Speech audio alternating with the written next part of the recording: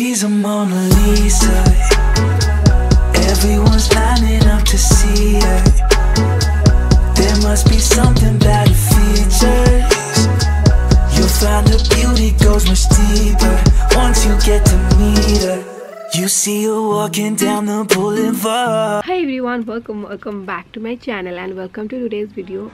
So today is 19 December and my exam is today. So I woke up around 8. Now I'm going to finish all my work. It's already 8:10, so I have to finish all my work in between 9:30 because my reporting time is 10:30.